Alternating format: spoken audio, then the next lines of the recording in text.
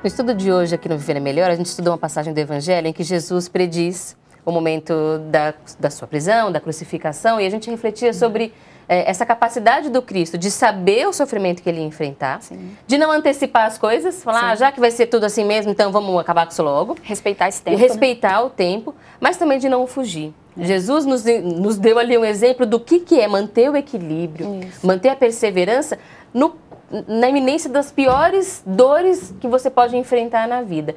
E por que que isso faz sentido? A pergunta é assim, por que eu tenho que sofrer? Por que eu tenho que aceitar o sofrimento?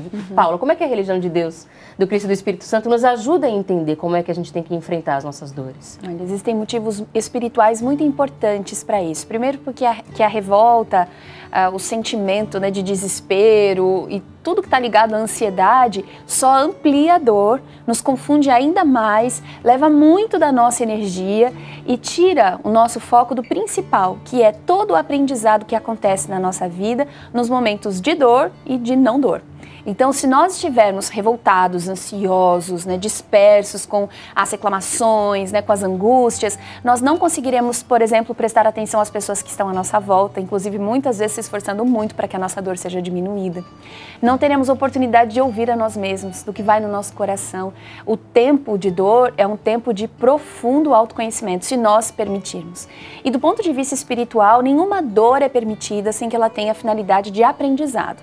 Às vezes a gente confunde isso e a gente chama assim, a dor é porque Deus quis, né? Como se fosse uma espécie de punição, como se Deus quisesse castigo. Dar uma lição para a gente e não tivesse outros recursos, né? E isso é uma distorção, na verdade, da nossa compreensão sobre como funcionam as leis divinas, porque elas existem para nos conduzir à felicidade, mas elas são leis e que funcionam de forma invariável, né? Nos reconduzindo ao equilíbrio. E às vezes nós teimamos em não nos conduzir de forma equilibrada. Então nós temos, por exemplo, hábitos ruins relacionados à alimentação, aos cuidados com o nosso corpo, ao consumo de drogas e outras substâncias que comprometem a nossa saúde. Então isso nos coloca numa condição de desequilíbrio, né? E as leis divinas vão nos conduzir ao equilíbrio. E elas vão, portanto, nos convidar a refletir sobre os nossos hábitos, a escolher melhor, a olhar para a nossa vida com mais serenidade, com critérios melhores, mais saudáveis, né? E esse aprendizado ele é muito importante, não só nessas doenças que a gente rapidamente percebe, olha, foram esses hábitos que determinaram essa doença, mas existem outras experiências também. Existem doenças que às vezes a gente não entende muito bem por que aconteceram com a gente naquele momento, né? Mas a nossa preocupação principal não deve ser em torno desse porquê, até porque a gente não sabe outros porquês. Por exemplo, por que essa é a cor dos meus olhos? Por que essa é a minha altura? Né? Por que eu nasci no Brasil nessa encarnação? Esses porquês a gente vai responder quando chegar no mundo espiritual. E tem um sentido para tudo isso? Tudo. Cada detalhe da nossa vida é intencional e esse ponto é muito importante, nós confiarmos que tudo foi estabelecido segundo um critério divino e respeitando a nossa liberdade de escolha. Então, quando estávamos no mundo espiritual, nós determinamos, inclusive, como seria a nossa forma de morte, do ponto de vista físico, material. Não é morte absoluta, porque o espírito continua vivo. Nós determinamos como seria a nossa convivência familiar, o lugar onde nós iríamos viver, as nossas características físicas. E aí a grande questão, o grande porquê, né, que nós devemos buscar é porque do ponto de vista emocional, moral, né, social, eu estou vivendo esse desafio no sentido de que aprendizado ele pode me proporcionar. Então, esse tempo que às vezes é um tempo de mais silêncio, é um tempo de maior reclusão, é um tempo de maior observação, o que ele está me ofertando? De convívio com a minha família, de aprendizado com os meus amigos e até com desconhecidos, né? Porque quantas pessoas que nos auxiliam, por exemplo, nos cuidados médicos, nos hospitais e que passam a ser, assim, grandes aliadas do nosso progresso espiritual. Aqui no livro Jesus, a Dor e a Origem de Sua Autoridade, o Poder do Cristo em Nós, que é um livro fantástico e que, de repente, você que está assistindo a gente e acompanha alguém num hospital ou está enfrentando, né, um desafio grave, né, no campo da saúde, esse livro é um grande companheiro e ele nos traz os porquês fundamentais, né? Especialmente para o entendimento da dor, qual o significado dela na nossa vida. Na página 84, o irmão Paiva nos ensina: a dor é a libertação da alma. Tanta gente padece na existência terrena, mas poderá usufruir o benefício de várias encarnações enquanto for necessário esse medicamento para a sua alma em evolução. Depois receberá a recompensa eterna da consciência tranquila pelo dever bem cumprido.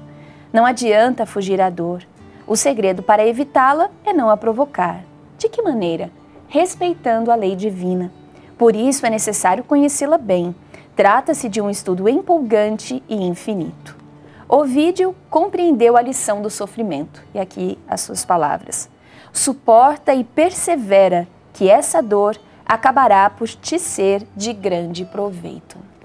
Bom, é um ensinamento maravilhoso que continua. O capítulo se chama O Drama do Getsemane, porque Jesus foi o primeiro, né, a suportar a dor e a nos ensinar que mesmo no sofrimento, grandes lições sobre união, sobre força, sobre coragem, sobre a nossa capacidade de nos reinventarmos, mesmo nos cenários mais adversos, grandes lições podem ser aprendidas. E se o nosso espírito precisou, por algum motivo, dessa lição, não a desperdicemos, para que ela não tenha que voltar e tentar nos recuperar para aquele aprendizado. Inclusive, muitas vezes, a sensação é de incompreensão do motivo da dor. É isso. Foi uma pessoa, e isso a gente tem muito com relação ao olhar a algum ente querido, né? Uhum. Mas foi uma pessoa que fez tanto bem pelos outros, cuidou tão bem da família, agora está passando, não merecia passar por isso. A gente não cair no erro, e isso, inclusive, é muito doloroso para nós de querer justificar um sofrimento com algo que a gente saiba. Está acima da nossa capacidade e, na verdade, não vai adiantar nada porque não justifica o sofrimento. Bom, vejamos Jesus, não merecia nada do que passou. E ainda assim se dispôs a enfrentar aquele sofrimento, não por si mesmo, mas por nós. Existem, inclusive, na nossa família, muitas pessoas que se sujeitam a dores muito graves, porque nós precisamos aprender coisas preciosas. Aprendamos, não nos deixemos distrair pela revolta. A gente falava sobre isso, né? Como esse sentimento, né, de indignação acaba levando a nossa energia, a nossa atenção. Cuidemos, então, dessa pessoa, aprendamos com ela, perseveremos ao lado dela e não nos faltarão forças, né? O tempo vai passar, a gente vai olhar para trás e vai se orgulhar de ter resistido no bem. E quando esse tempo material passar, o nosso entendimento sobre o sentido daquela dor será ainda maior. Quando nós falamos sobre Deus, né, buscamos fortalecer a nossa confiança nele, nós devemos nos lembrar que Deus é perfeição. É justiça, é amor, ele não é relapso, ele não se distrai, ele não se esquece dos seus filhos. Se houvesse alguma outra forma que não fosse o sofrimento para o nosso aprendizado, essa forma teria sido utilizada, como tantas vezes na nossa vida nós aprendemos, né, na alegria, na amizade, no encontro, mas existem certas lições que são necessárias, né, pelo sofrimento. Então que a gente se recorde, eu fico muito comovida quando eu leio Cristo falando sobre Deus, né? O Pai não me tem deixado só. A gente, concluindo a conversa de hoje, muitas vezes a gente fala sobre a importância do sofrimento para o espírito e alguém que está nos assistindo pode pensar, mas se eu tenho um ente querido que está internado ou está numa condição em que ele só está sofrendo, não consegue mais aproveitar a vida, ele está ali muitas vezes em situação até de um coma induzido, algo do tipo, por que é que manter a vida desta pessoa ainda vale a pena? E por que é que a gente não poderia diminuir, entre aspas, né, o sofrimento dele, tentando fazer com que esse tratamento termine, que seria, na verdade, a atitude da eutanásia. Por que que espiritualmente a gente tem que entender as coisas sob um outro olhar? Sim, porque a eutanásia não diminui a dor para o espírito. Pelo contrário, ela amplia. Porque nós vivemos aqui na Terra o tempo exato da nossa necessidade de aprendizado espiritual. Nem um minuto a mais, nem um minuto a menos. Então, se essa pessoa ainda está ligada ao seu corpo material, é porque essa ligação é necessária para o tipo de aprendizado que ela precisa desenvolver. Então, se nós desrespeitamos esse tempo, esse desligamento é prematuro, a pessoa sofre fisicamente, emocionalmente, psicologicamente, espiritualmente, em muitos níveis, quando chega, né, no mundo espiritual, e há uma sensação muito difícil, a adaptação dela ao mundo da verdade fica muito complexa, inclusive porque esse impacto, né, da medicação ou outras ferramentas utilizadas para encurtar a vida dessa pessoa, até numa tentativa de misericórdia, esse impacto é muito sentido pelo perispírito, que é o nosso corpo espiritual. Ele é feito de uma matéria mais sutil, mas é uma espécie de corpo, né? E que ele interage o tempo todo com o corpo material. Então, os relatos de quem sofreu eutanásia e chega ao mundo espiritual são terríveis. Então, nós amamos essas pessoas que são da nossa família, que são os nossos amigos, nós queremos que elas sejam felizes. Então, aparentemente é um tempo perdido, mas não é. Não é. Olha, nós temos relatos lindos, né, dos espíritos que passaram por esse período que, para o nosso olhar, é um período difícil, né? A pessoa em coma, a pessoa num estado assim que a gente já não consegue interagir, né? No fundo, a gente acaba, muitas vezes, vezes reduzindo vida ao que se parece mais com a gente, né? Mas ali nós temos uma manifestação importante de vida espiritual. E esses espíritos descrevem processos de aprendizado muito grande, de reaproximação com a família, né? De perdão, de entendimento. De recomeço, de superação da dor, né? Então, como ajudar? Porque é isso que nós queremos. Nós queremos ajudar, né?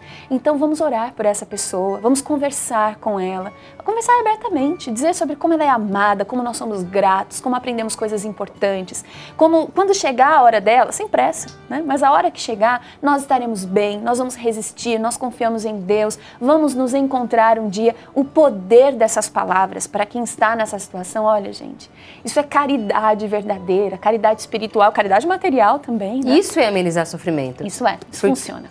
Porque o sofrimento do corpo já vai ter sido minimizado se ela tiver sob amparo médico. Agora, o sofrimento da alma e do espírito, a gente é que tem que ajudar a promover a partir dessa segurança e dessa tranquilidade. Eu conheço muitas pessoas que leram em leitos de hospital, por exemplo, este livro aqui, Jesus, a dor e a origem de sua autoridade, o poder do Cristo em nós, para os seus entes queridos. Tem uma história tão linda, recente, né, de uma pessoa lendo para o seu ente querido que já não conseguia se comunicar, e enquanto essa leitura era feita, essa pessoa até chorava, né?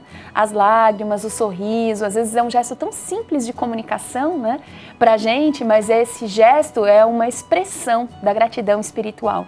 Então, que a gente se lembre disso, a gente pode fazer muita coisa por quem a gente ama. Então, que a gente faça, que a gente se revista dessa força espiritual. Não nos faltarão os recursos divinos para isso. Nós seremos amparados por Deus, sim, e as pessoas que nós amamos também. Façamos então a nossa parte. Paula, muito obrigada por vir ao Viver Melhor de hoje conversar com a gente. Seja sempre bem-vinda ao nosso programa. Eu que agradeço a oportunidade. Conversamos com a irmã Paula Sueli, ministra pregadora da religião de Deus, do Cristo e do Espírito Santo e apresentadora do programa O Assunto é Jesus, e hoje aqui no quadro Jesus e a Saúde no Lar.